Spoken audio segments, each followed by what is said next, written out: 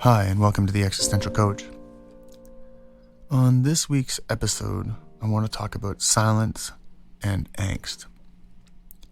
Recently, a meme was brought to my attention that said silence is something that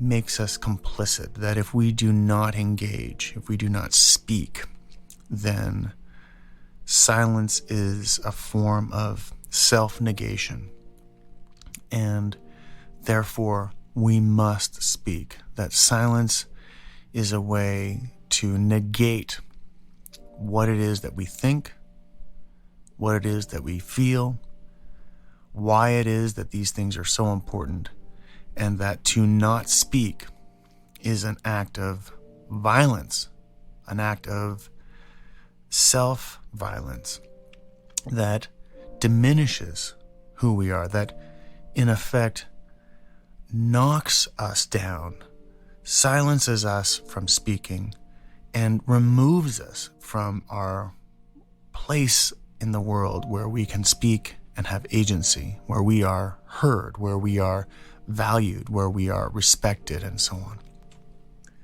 The quote is, "When you have something to say, silence is a lie." Another version of this quote is, "When truth is replaced by silence, the silence is a lie."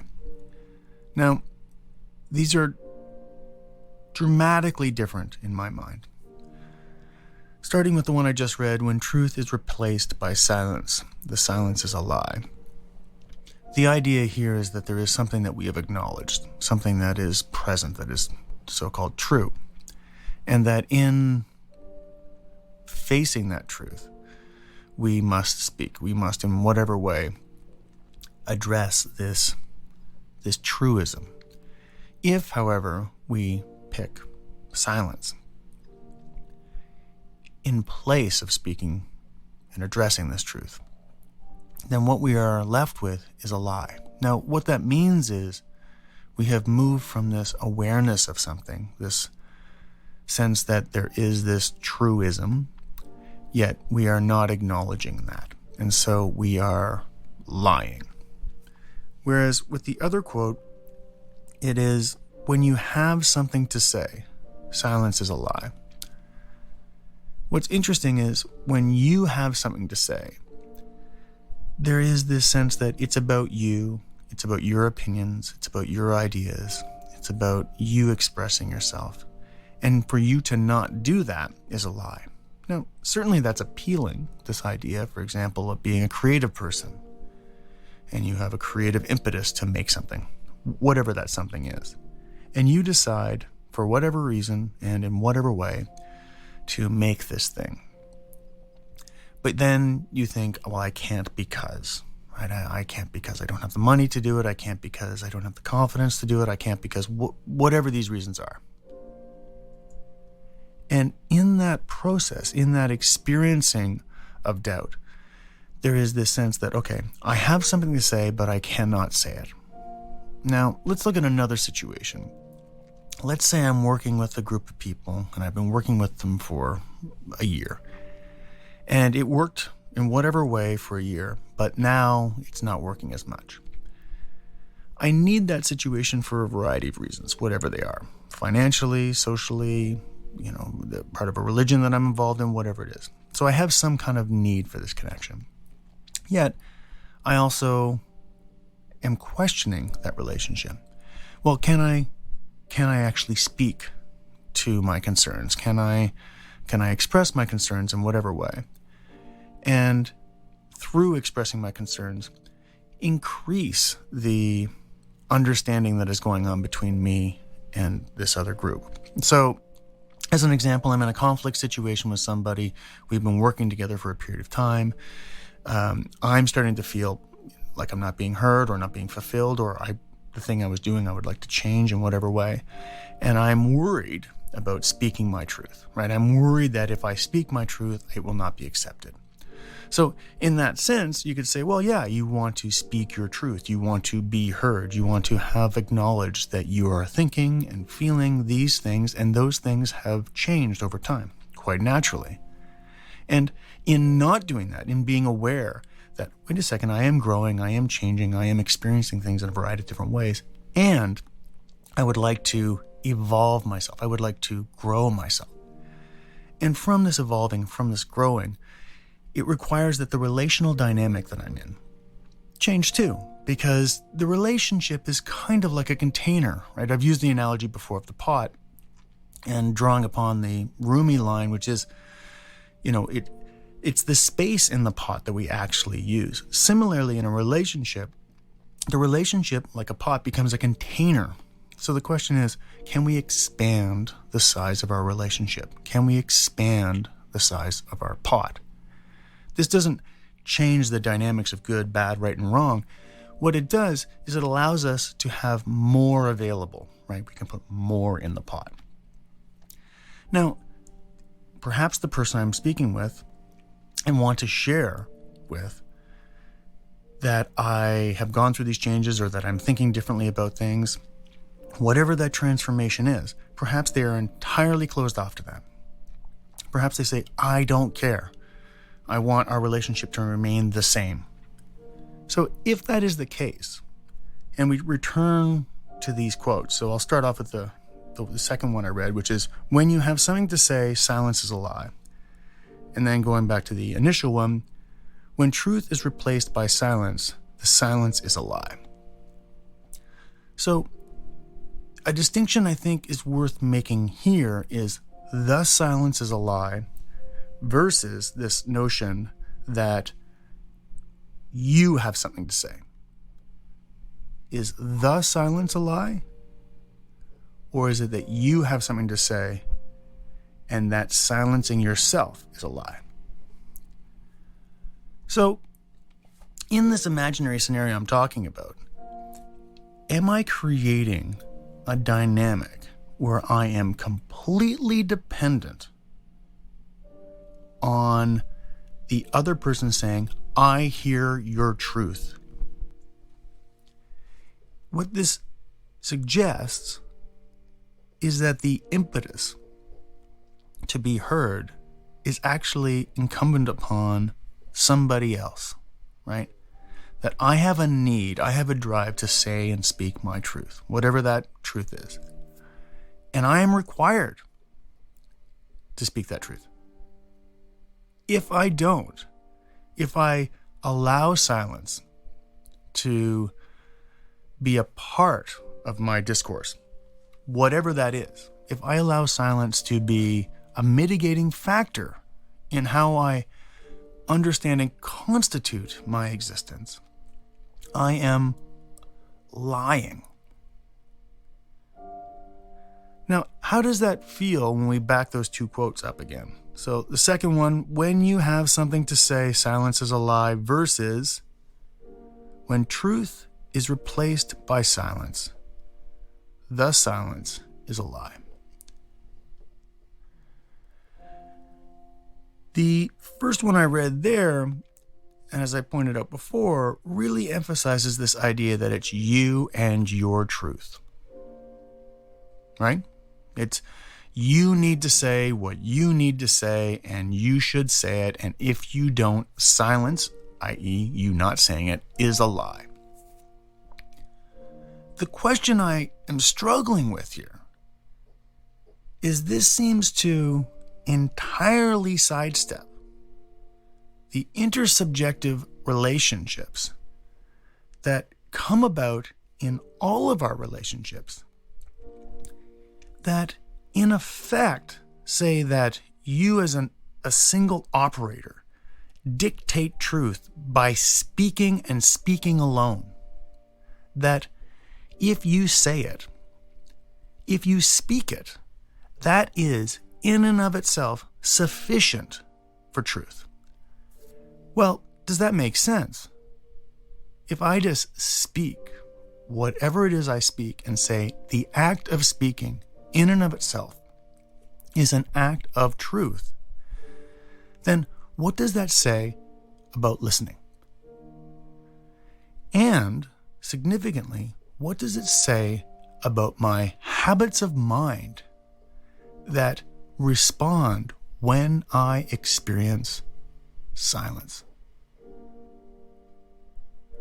How do we wait? How do we accept? How do we mourn? How do we observe? The questions we're asking here are about the manner in which we experience our relationships, the manner in which we experience ourselves in the world. And we are asking, is my experience of the world conditioned by a very specific set of ways that I should be in the world? So let me pull this apart a bit here. If my response to silence is to just speak, that doesn't guarantee the quality of my speaking. So, for example, if I am feeling angst, and I'll talk a little bit more about angst in a moment, but if I'm feeling angst, and in that discomfort, in that dis-ease, I respond by speaking.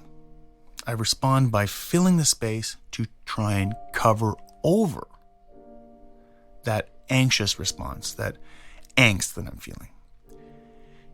Does that mean by me speaking over the silence, I am speaking truth, when clearly I am concealing the angst I am experiencing that I do not have words for, that I do not yet understand, that I am in some way trying to understand, but it remains a mystery to me.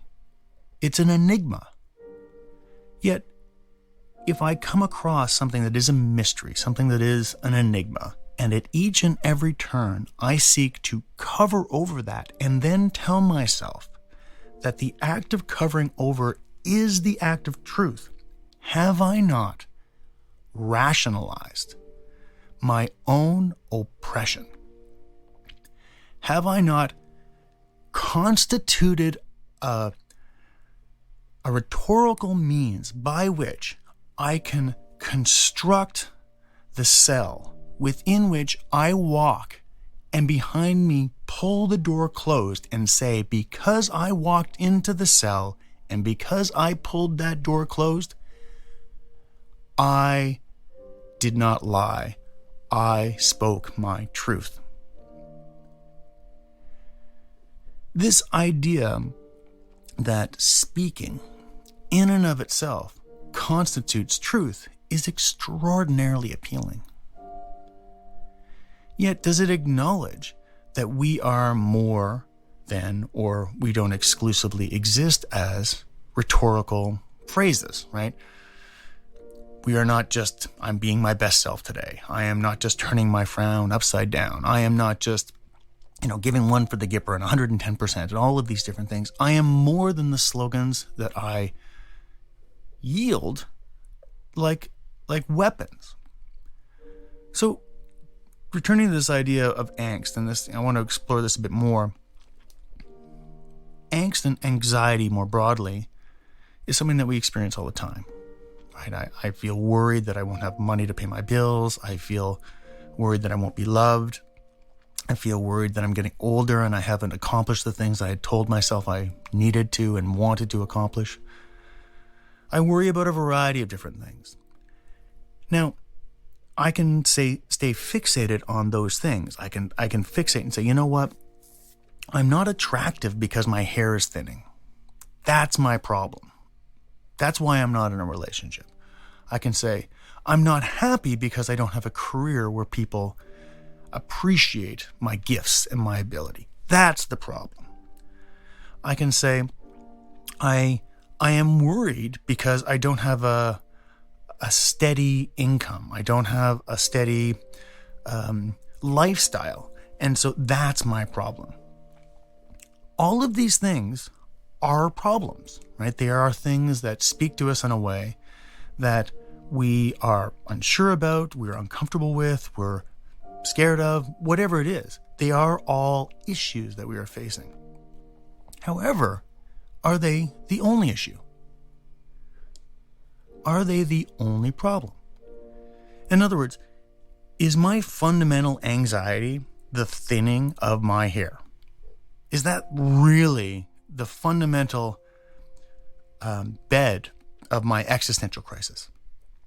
Or is it an expression, an ontic expression of this anxiety? In other words, is it an individual expression, that's what I mean by ontic, an individual expression of my angst? And I am expressing it through this notion of hair thinning. If that is the case, then the expression, i.e. the idea that I have hair thinning, is something that is an expression of something else. In this case, I'm saying that this is an expression of my angst. That I'm getting older, that my hair is thinning, that I'm going through all of the changes one goes through as they age. Now, returning to this idea of silence, and this idea of one should speak one's truth, and silence is therefore a lie. What can I learn about my anxiety if I'm speaking the truth of my hair is thinning, therefore that's the issue? I should get hair implants, I should wear a hat, or whatever it is. What does that actually reveal about the truth of my experience, the ontological truth, rather than the ontic truth? The ontological truth is that this angst is universal, that we all share it. The ontic truth is my expression of that ontological, that shared angst. So, am I not making a categorical error which confounds and conflates my individual expression of, in this case, my hair thinning, with the ontological experience of angst? So, this question of my individual needs, my individual perception of stability of my career, the thinning of my hair, the whatever it is, that is something that I can then say, that's my issue. That's the truth I need to address. That's the fundamental thing that I need to address. That's, in other words, if I remain silent on that, as churlish as these themes may seem in certain ways, but nonetheless, if I stay silent on these things, then I am not addressing my need to speak, my truth. But as I'm pointing out here, does that actually address the fundamental nature of anxiety, of angst? That is, that we experience these things, period, right? You experience them, I experience them, we all experience them. And that in us experiencing these things, however we're experiencing these things, this notion that the individual expression of our version, our interpretation of that, is going to in some way be the same as understanding this ontological experience of angst, is, as I mentioned earlier, a categorical error. And therefore, I suggest, returning to these two quotes, that what we're seeing is a categorical error, that there is one is talking about the ontological within an epistemological frame, for sure. They both are within an epistemological frame, but one is referencing the ontological, that is the universal experience of angst, and the other one is expressing the individual need of their ontic experience of angst. So, the quote, "When truth is replaced by silence, the silence is a lie," versus when you have something to say, silence is a lie. So, just a quick review, and then we're going to make another jump here. So, we've got silence. We have our relationship to silence, which is going to be either universally understood or self-expressed. We've suggested that there can be a confusion between the universal expression of angst and the individual expression of angst, that there can be a universal understanding of silence, and there can be an individual understanding of silence. And that the universal experience of truth that one needs to confront is distinct from the individual expression of truth that one needs to confront. So, now let's talk about Roe versus Wade. Now let's talk about what's happening with the rights of women in the United States of America and other parts of the world, but we'll focus here on the United States of America, to choose, right? To have agency, to say, this is my body, I will therefore make the choice. Now, let's return again to these quotes, and let's keep this idea of Roe versus Wade in our mind. When you have something to say, silence is a lie, versus when truth is replaced by silence, the silence is a lie. So, is the decision of the Supreme Court in the United States an understanding of the ontological freedom of individuals? Or is it an ontic expression of control that is then imposed on others? I would suggest that what we're seeing is the latter, and what we're hearing in one of these quotes is the confusion of the ontological expression of silence, the universal expression of silence, as a shutting down of humanity versus the individual implementation of an ideology on others. So, for example, in the quote that emphasizes my individual need to speak my truth and to not do so, as we said earlier, is a way for me to cope with the larger ontological, and we could say existential question, that I do not actually control people. That if my freedom is so contingent that it requires I control other people and their behavior, then have I not created a truth that, like I was suggesting with this ontic truth, that covers over the underlying truth, which is we are different people, that freedom is a form of expression that by its very nature must express itself differently through different people. And to take control of that, to take control of this universal experience of freedom, a person's right to choose, and say, no, they do not have the right to choose. And I think many people agree that this is a decision that has a pretty clear trajectory in terms of creating more restrictions, which, now let's read this quote again, because I think it starts to take on a different shape when we say, for example, when you have something to say, silence is a lie. If I want to say women do not have the right to make the choice about their bodies, do not have the right to contraception, do not have the right to abortion, do not have the right to all of these things that the recent decision sets in motion, then my truth is now contingent upon the oppression of others. This is where we get into Hannah Arnett and the notion that evil exists in a way in our lives, that we become complicit to this evil or complicit within the structure of this evil through our functional relationship to it as opposed to our humanity. What this means is the functional connections that we create in our relationships, the way in which we function as a society, is a kind of mechanistic system that is, in many ways, dehumanizing. And that's not a criticism, it's just a matter of it's the function of something being functional, right? It's a mechanistic system. Yet what it requires is we take people and their individual humanity and we in whatever way, make it a singular thing. We make it all this group of people are like this, all that group of people are like that, all women are this, all men are this, and so on and so forth. So it's a form of reductionism.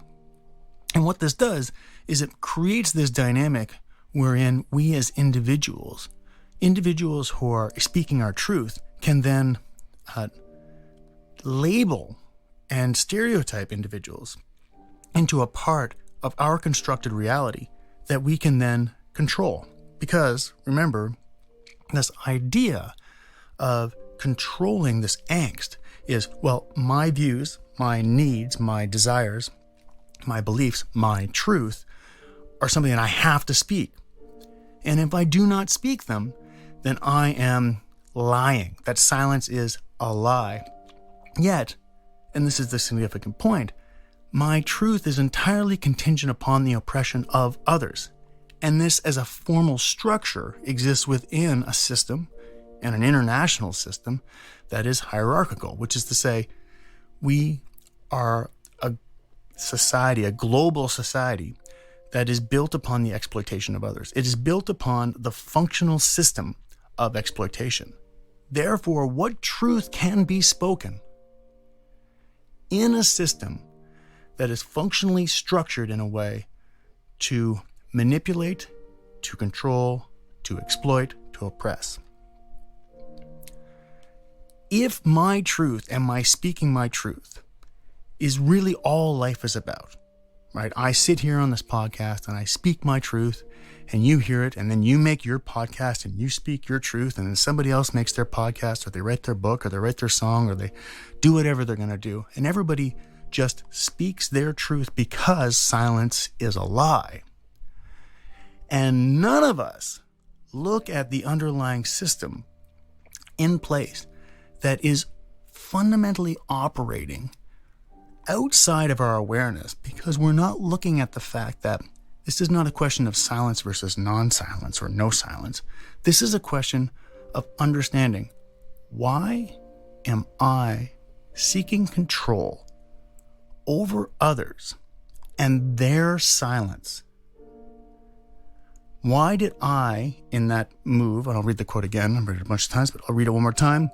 When you have something to say, silence is a lie. Why, when what I've done in that way of thinking is I've constructed a binary opposition that disallows for silence. And at what point do we ask, are we speaking because we are afraid of silence? So, in your experience, how far can you go without listening? How far can you go without understanding silence? Understanding your experience of silence? How far can you go in exploring what is not said? How much can we really understand when we don't experience the way in which the space in the pod is the potential that we can explore, we can tap into, that it is a mystery, that it is an unknown? And if we colonize silence, if we colonize silence to such an extent that we are not allowed to wonder, what kind of a society does that lead us to? And what does that say about our own relationship to silence? So this is some of the things I think I can kind of take away from this, at least as I talk to somebody about this quote and think about this quote, is when did silence become the enemy? And why didn't questioning the structure that creates that kind of bias against silence, when and how did that become something we could overlook? When did filling the silence become the goal? When did not listening become the goal? When the not feeling and hearing ourselves, when did that become the purpose and the function of meaning? So, in thinking about silence, maybe there's a way that we can all explore what our relationship to silence is when we need and feel the need to fill the silence, and maybe just parse that a little and allow ourselves a little bit more space, allow our pot to grow a bit, allow ourselves to expand and feel this silence, not as something that we need to fill, but as something we can be curious about.